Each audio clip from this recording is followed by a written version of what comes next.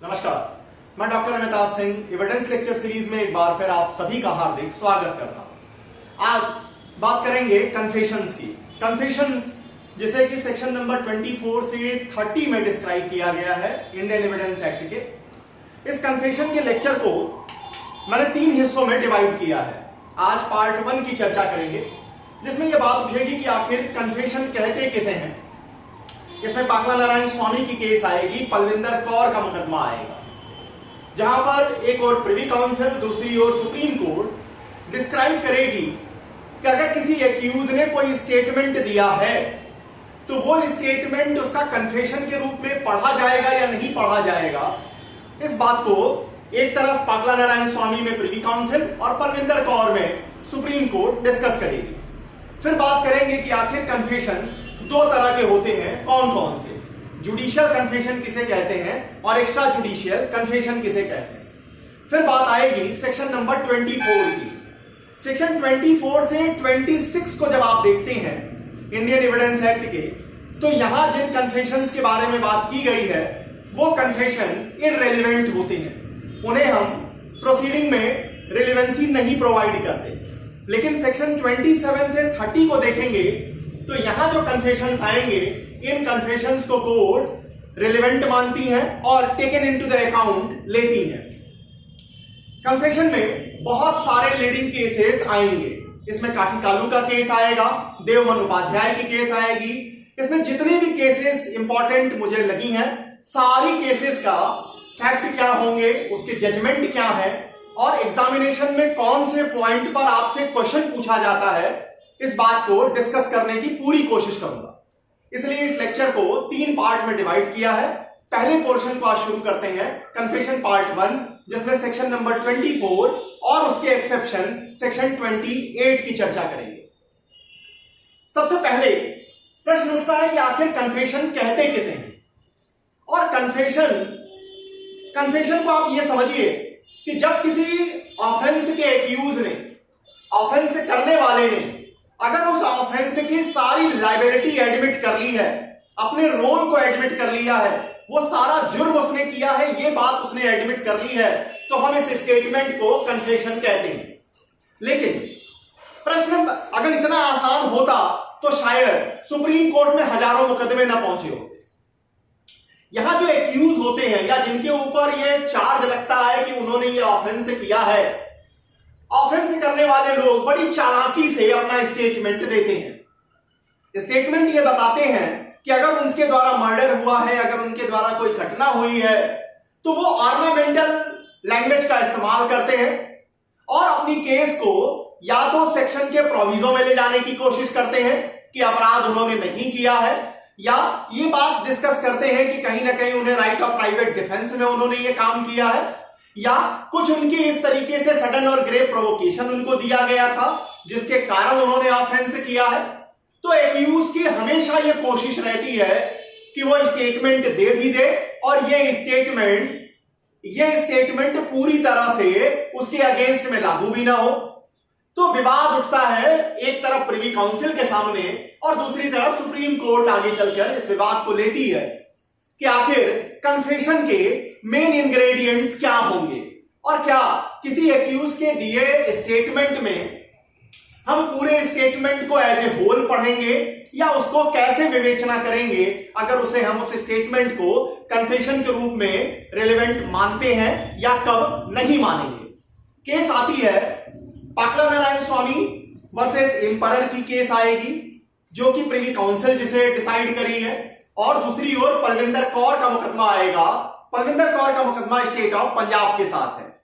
पाकला नारायण स्वामी की केस को जरा समझिएगा कि पाकला नारायण स्वामी की केस के फैक्ट क्या हैं। इस बात को जब सेक्शन नंबर 32 डाइंग डिक्लेरेशन का लेक्चर लेकर आपके सामने आऊंगा तब वो वहां डिस्कस करेंगे, क्योंकि ये सबसे लीडिंग केस मानी जाती है डाइंग डिक्लेरेशन की। लेकिन ऐसा नहीं है कि वो सिर्फ डाइंग डिक्लेरेशन की केस है, इसलिए यहां भी उस केस की चर्चा हो रही है। तो पहला मुकदमा जो प्रिवी काउंसिल डिस्कस करती है Pakala Narayana Swami versus King Emperor का है, और सेम तरह के फैक्ट आएंगे Palvinder Kaur versus state of Punjab में।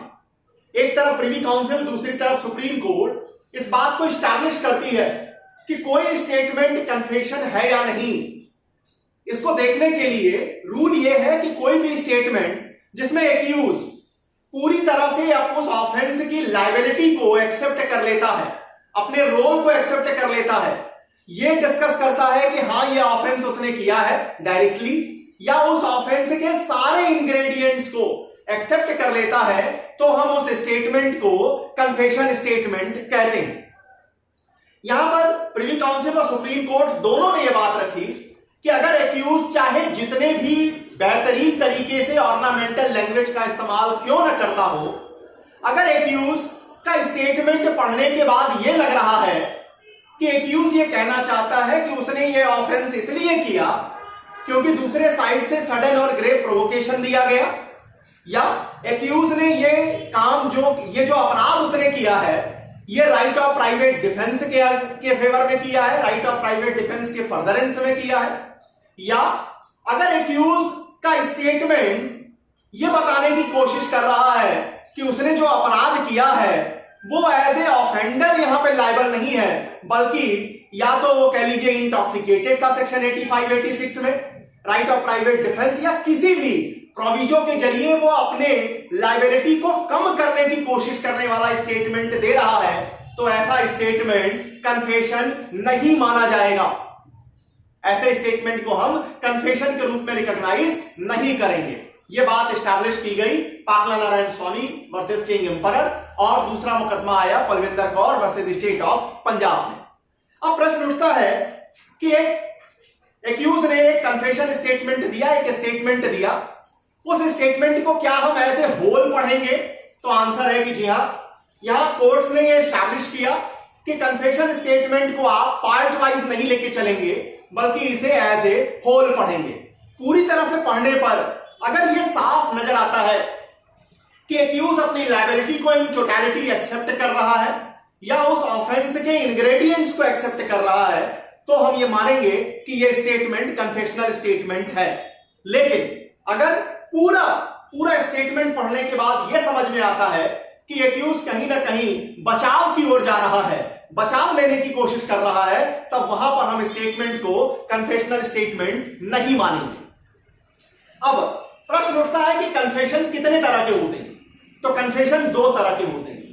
पहले कन्फेशन को जुडिशियल कन्फेशन कहते हैं और दूसरा एक्स्ट्रा जुडिशियल कन्फेशन कहा जाता है। जुडिशियल कन्फेशन को सेक्शन नंबर 164 सीआरपीसी में डिस्कस किया गया है।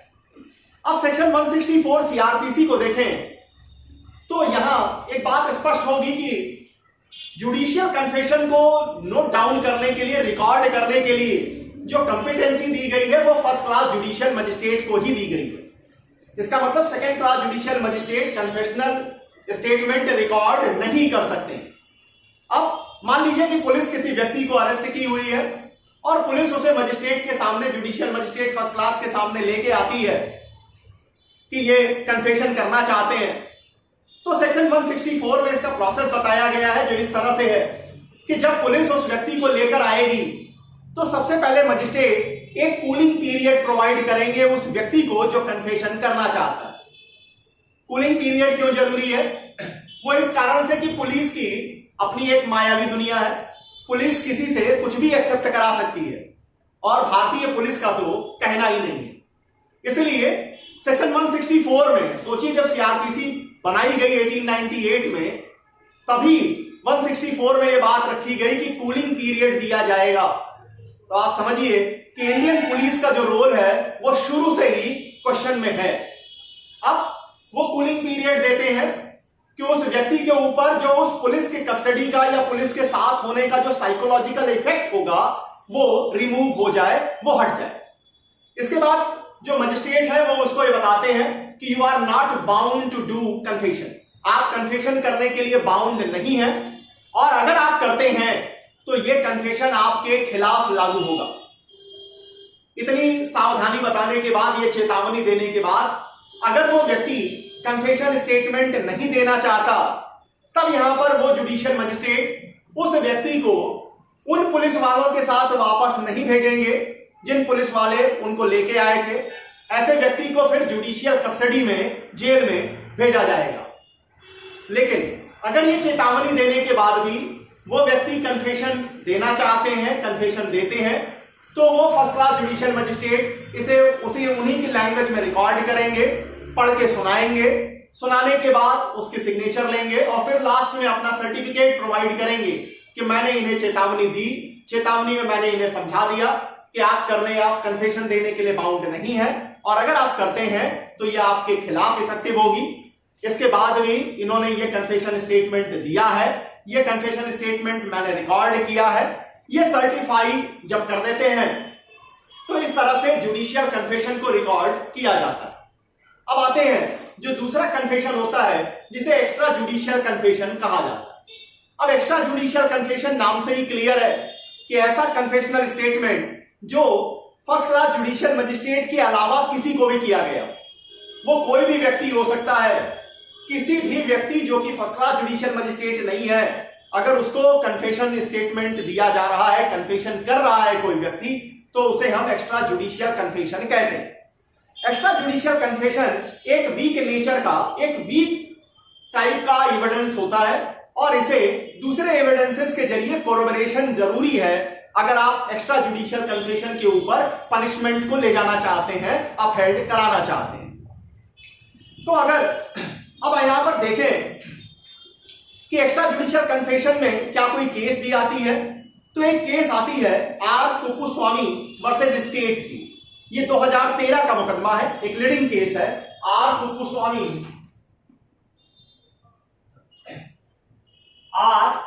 कुपुस्वामी वर्सेस स्टेट की ये केस आती है, 2013 की केस है।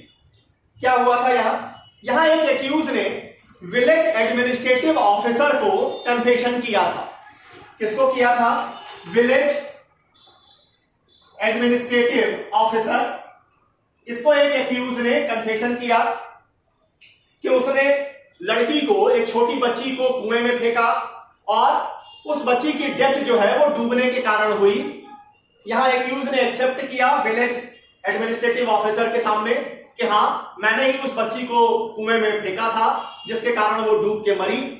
अब यहां पर प्रश्न उठा कि क्या ये जो स्टेटमेंट एक्यूज ने दिया, ये जो एक्स्ट्रा जुडिशियल कन्फेशन किया है, क्या इसके ऊपर जो दूसरे एविडेंसेस से कोरोबरेट हो रही है, क्या हम पनिशमेंट दे सकते हैं? सुप्रीम कोर्ट ने यहां कहा the conviction held sustainable. Supreme court ने भी इसको रिकॉग्नाइज किया और कहा कि एक्स्ट्रा जुडिशियल जो कन्फेशन होते हैं, यद्यपि वो वीक नेचर के होते हैं, लेकिन अगर उन्हें कोरोबरेशन मिल रहा है, वो कोरोबरेशन डायरेक्ट एविडेंस से मिले या सर्कमस्टांशियल एविडेंस से मिले, तो वहां पर पनिशमेंट को अपहेल्ड किया जा सकेगा। अब बात आती है सेक्शन नंबर 24 की। सेक्शन 24 से लेकर के 26 तक के जो प्रोविजन होंगे वो ये बताते हैं कि कन्फेशन कब इररेलेवेंट हो जाएगी। देखते हैं सेक्शन नंबर 24 क्या कहता है। और सेक्शन 24 का ही एक्सेप्शन होगा सेक्शन नंबर 28। ध्यान दीजिएगा, सेक्शन 24 का एक्सेप्शन के रूप में काम आएगा सेक्शन नंबर 28। सेक्शन 25 और 26 का एक्सेप्शन बनेगा सेक्शन नंबर 27। सेक्शन 24 कहता है a confession made by an accused is irrelevant if the making of the confession appears to the court. ध्यान दीजिएगा, यहां इस वर्ड पे ध्यान देना है, appears to the court. Court को अगर ऐसा प्रतीत होता है that it had been caused, what had been caused? Such confession has been caused by any inducement, threat or promise. Any inducement, threat or promise in reference to charge against the accused person proceeding from a person in authority and sufficient in the opinion of court to give the accused person such belief that he would take some gain or advantage or avoid any evil of a temporal nature in reference to proceeding against him.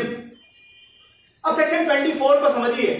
तो section 24 ये कहता है कि अगर court को ये लगता है कि एक ऐसा व्यक्ति जो कि अथॉरिटी रखता है, एक ऐसा व्यक्ति जो कि अथॉरिटी रखता है, वो एक्यूज को कन्फेशन करने के लिए या तो थ्रेट दे रहा है, या इंड्यूस कर रहा है, या प्रॉमिस कर रहा है। अब ये थ्रेट, इंड्यूस या प्रॉमिस किस बात के लिए होगी? ये इंड्यूस, ये थ्रेट, ये प्रॉमिस से अगर कोर्ट को ये लगे कि एक्यूज के मन मस्तिष्क में ये बात आई कि हाँ उसे कुछ फायदा मिल जाएगा, उसे कुछ गेन हो जाएगा, ये जो चार्ज उसके ऊपर कंटेम्पलेशन चल रही है क्रिमिनल केस की, इसमें उसका थोड़ा बचाव होगा, थोड़ा उसकी जान बचेगी, थोड़ा उसकी लायबिलिटी को कम किया जाएगा, अगर इतनी बातें कोर्ट को प्रतीत हो जाती हैं, अपीयर कर जाती हैं, तब यहां वो कन्फेशन स्टेटमेंट इररिलेवेंट माना जाएगा। अब सेक्शन 24 को लागू होने के लिए कुछ इंग्रेडिएंट्स का पूरा होना जरूरी है। कौन कौन सी? पहली है कि इंड्यूसमेंट, थ्रेट और प्रॉमिस डिलीवर किया गया हो एक्यूज को। Number 1, inducement, threat, promise deliver to accuse, पहली चीज। अब ये इंड्यूसमेंट, ये थ्रेट और प्रॉमिस किसके द्वारा दिया गया होना चाहिए? एक ऐसे पर्सन के द्वारा जो अथॉरिटी रखता हो। अब अथॉरिटी कौन रखता है? कोई भी व्यक्ति, कोई भी ऐसा पर्सन जो एक्यूज के ऊपर, एक्यूज के मन मस्तिष्क पर यह इफेक्ट डाल सकता है। अब वो हो सकता है कि अगर सेम डिपार्टमेंट में काम करने वाले हो तो एचओडी भी हो सकते हैं, वो डीन्स भी हो सकते हैं, कोई भी जहां पर एक व्यक्ति दूसरे व्यक्ति के ऊपर प्राधिकार रखेगा उसे हम ये कहेंगे, वो यहां पर सेक्शन 24 में कवर होंगे। तो कहता है कि इंड्यूसमेंट, थ्रेट और प्रॉमिस किसके द्वारा दिया गया होना चाहिए? तो person in authority. Such inducement, threat और प्रॉमिस, आईटीपी लिख देता हूं शॉर्ट में, delivered by a person in authority, ये दूसरी शर्त हो गई। तीसरी इंग्रेडिएंट है the accused thinks that he would gain any advantage or avoid any evil of temporal nature due to such inducement, threat or promise. The accused thinks that he would gain any advantage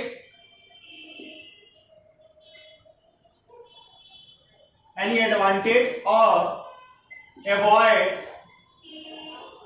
any evil of temporal nature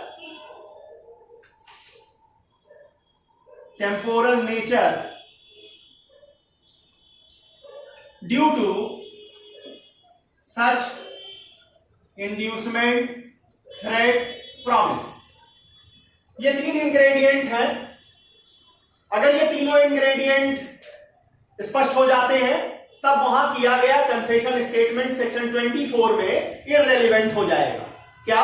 कि अगर वो confession जो कि किया गया है वो inducement, threat और प्रॉमिस के जरिए किया गया है, ये इंड्यूसमेंट, ये थ्रेट, ये प्रॉमिस देने वाला व्यक्ति एक्यूज के ऊपर एक अथॉरिटी रखता है और इस इंड्यूसमेंट, थ्रेट और प्रॉमिस से एक्यूज के मन मस्तिष्क में यह बात आई है कि या तो उसे थोड़ा एडवांटेज मिलेगा या किसी इविल को वो बचाव कर पाएगा, avoid any evil of temporal nature, किसके कारण? इस इंड्यूसमेंट, थ्रेट और प्रॉमिस से। तब यहां पर सेक्शन 24 में वो कन्फेशन स्टेटमेंट इररिलेवेंट मान ली जाएगी। यहां केस आती है रतन गौड़ की और दूसरा केस आती है Pyarelal Bhargava versus state of Rajasthan की। In case of Ratan Gaur supreme court section 24 को डिस्कस करेगी।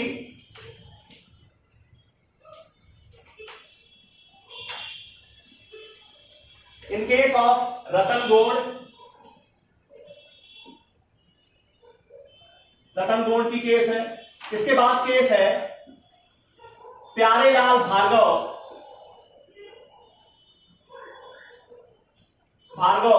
Versus state of Rajasthan. दोनों केसेस सुप्रीम कोर्ट की हैं। सुप्रीम कोर्ट हेल्ड करती है that section 24 of Indian evidence act lays down that a confession caused by inducement, threat or promise is irrelevant in criminal proceedings if following conditions are satisfied. Number first, it should appear to the court to have been caused by any inducement, threat or promise. Court को लगना चाहिए कि ये threat, promise या inducement के जरिए confession हुआ है। द सेड इंड्यूसमेंट, थ्रेट और promise must have reference to the charge against the accused person. ये इंड्यूसमेंट, थ्रेट और प्रॉमिस उन चार्जेस को लेकर के हैं जो कि एक्यूज के खिलाफ लगे हैं। It shall procured from A person in authority, ये उसके द्वारा दिया गया हो जो कि अथॉरिटी रखता है एक्यूज के ऊपर। The court shall be of the opinion that the said inducement, threat or promise is sufficient to give the accused person grounds which would appear to him reasonable in supposing that he would gain advantage or avoid any evil of temporal nature in reference to the proceeding against him. वही तीनों ingredients यहां पर फिर से supreme court उसको establish कर देती है। यहां पर एक बात ध्यान दीजिएगा, रतन गोड़ के केस में और प्यारेलाल भार्गव के केस में सबसे ज्यादा सुप्रीम कोर्ट ने ध्यान दिया है एक वर्ड के ऊपर, that is called appear to the court. Section 24 का जो सबसे एसेंशियल पार्ट है उसके ऊपर आ रहे हैं अपीयर टू द कोर्ट। ये किसको लगना चाहिए कि इंड्यूसमेंट, थ्रेट और प्रॉमिस अथॉरिटी के द्वारा दी गई है या एक्यूज के मन में ये बात आई है कि उसको फायदा मिलेगा या वो अपने किसी लायबिलिटी को, किसी इविल को जो है अवॉइड कर सकेगा। ये अपीयर होना चाहिए कोर्ट को, ऐसा प्रतीत होना चाहिए कोर्ट को। कोर्ट क्या कहती है? कोर्ट कहती है it is not possible to lay down a set pattern of standard for guidance of the court that when it will be appears to the court और नॉट। ये सही है कि ऐसा सुप्रीम कोर्ट के लिए या किसी भी कोर्ट के लिए नेक्स्ट टू इम्पॉसिबल होगा एक स्टैंडर्ड बना के दे पाना कि इन सर्कमस्टांसेस में हम मानेंगे कि इंड्यूसमेंट, थ्रेट और प्रॉमिस की गई है और इन सर्कमस्टांसेस में इंड्यूसमेंट, थ्रेट और प्रॉमिस को हम सेक्शन 24 में नहीं मानेंगे। यहां कोर्ट ने कहा कि section make it clear that it is a duty of the court, it is a duty of the court to place itself in the position of the accused and to form an opinion as to the state of mind in the circumstances of the case. यहां एक बात ध्यान दीजिएगा, इन दोनों cases में supreme court ने कहा यह जिम्मेवारी कोर्ट की है कि वो अपने आप को एक्यूज की जगह खड़ा करें, एक्यूज की जगह खड़ा करें और वहां ये देखें कि क्या इंड्यूसमेंट, थ्रेट और प्रॉमिस किसी अथॉरिटी पर्सन के द्वारा की गई है और क्या उस इंड्यूसमेंट, थ्रेट और प्रॉमिस से एक्यूज के मन मस्तिष्क में यह बात आ रही है कि उसे कोई फायदा मिल पाएगा या वो कोई इविल जो है उसको वो अवॉइड कर पाएगा। अगर इन दोनों के आंसर पॉजिटिव है तब यहां किया गया कन्फेशन स्टेटमेंट जो होगा वो सेक्शन 24 में इररेलेवेंट होगा। अब आते हैं कि क्या इसका कोई एक्सेप्शन है, तो इसका एक्सेप्शन है सेक्शन नंबर 28। सेक्शन 28 जो है वो सेक्शन 24 का एक्सेप्शन है। क्या कह रहा है section 28? Section 28 states that it is an exception of section 24 which states that if such confession is made after the full removal of the impression caused by such inducement, threat or promise, it becomes relevant. अब यहां समझिए, section 24 में आप confession को किस ground पे हटा रहे थे कि एक इंड्यूसमेंट दिया गया है, थ्रेट किया गया है या प्रॉमिस की गई है। अगर इस इंड्यूसमेंट का, थ्रेट का और प्रॉमिस का जो साइकोलॉजिकल इफेक्ट है एक्यूज के दिमाग में वो बिल्कुल रिमूव हो चुका है, वो बिल्कुल खत्म हो चुका है, समाप्त हो चुका है। अब अगर इसका इफेक्ट जो है वो रिमूव हो चुका है और उसके बाद अगर एक्यूज कोई कन्फेशन स्टेटमेंट दे रहा है तो ऐसा कन्फेशन स्टेटमेंट रिलेवेंट हो जाएगा। तो सेक्शन 24 में साइकोलॉजिकल इफेक्ट में अगर है तो वहां पर इरेलीवेंट होंगे और अगर इंड्यूसमेंट, थ्रेट और प्रॉमिस के साइकोलॉजिकल इफेक्ट खत्म होने के बाद अगर कोई कन्फेशन दी जा रही है तब वहां पर वो कन्फेशन पूरी तरह से रिलेवेंट मानी जाएगी। केस आती है Veera Ibrahim versus state of Maharashtra. Case आती है Veera Ibrahim versus state of Maharashtra. इस केस में a confession was made in custody was held valid because it was made after months from the date of arrest। एक व्यक्ति के द्वारा कस्टडी में यहां पर कन्फेशन किया गया, वो एक गांव में जो बंदी रक्षक गृह होते हैं उस तरीके से उसको बांध रखा गया था, और गिरफ्तार अरेस्ट किए जाने से महीनों बाद जब उस अरेस्ट करने वाले व्यक्ति का या उस अरेस्ट के प्रोसेस का साइकोलॉजिकल इफेक्ट खत्म मान लिया जाता है, उसके बाद एक्यूज ने कन्फेशन किया था। तो यहां कोर्ट ने कहा कि यह सेक्शन 28 में रिलेवेंट है। इतनी बातें रही कन्फेशन के पार्ट नंबर 1 पर। कन्फेशन का जो सेकंड पार्ट है, जो नेक्स्ट लेक्चर होगा, इसमें डिस्कस करेंगे सेक्शन 25 में पुलिस को किया गया कन्फेशन इररिलेवेंट होगा, पुलिस की कस्टडी में किया गया कन्फेशन सेक्शन 26 में इररिलेवेंट होगा। यहां पर प्रश्न काफी उठेंगे कि क्या एक्साइज ऑफिसर वो पुलिस की श्रेणी में आएंगे कि नहीं, कस्टम ऑफिसर पुलिस की श्रेणी में आएंगे कि नहीं, और कस्टडी कब शुरू मानी जाएगी और कब ये समाप्त मानी जाएगी। और फिर आएंगे सेक्शन नंबर 27 पर, जो इसमें काफी इंपॉर्टेंट केसेस आपके सामने आएंगे, जहां ये बात उठेगी कि कस्टडी के दौरान भी अगर स्टेटमेंट किया गया है और उस स्टेटमेंट के फर्दरेंस में कोई ऑब्जेक्ट निकल के आता है, डेड बॉडी निकल के आती है, वेपन मिलता है, कुछ कपड़े मिलते हैं, कुछ और इंस्ट्रूमेंट मिलते हैं, कोई वेपन्स के जखीरा मिलता है, तो आखिर किस बात को रिलेवेंसी प्रोवाइड की जाएगी सेक्शन नंबर 27 में? क्या उस कपड़े के मिलने को, क्या उस डेड बॉडी के मिलने को हम रिलेवेंसी देंगे सेक्शन 27 में, या सिर्फ एक्यूज के नॉलेज को हम सेक्शन 27 में रिलेवेंसी प्रोवाइड करेंगे? सारी चीजों को लेकर कन्फेशन के पार्ट 2 में आपके सामने उपस्थित होऊंगा। तब तक के लिए बहुत बहुत धन्यवाद। नमस्कार।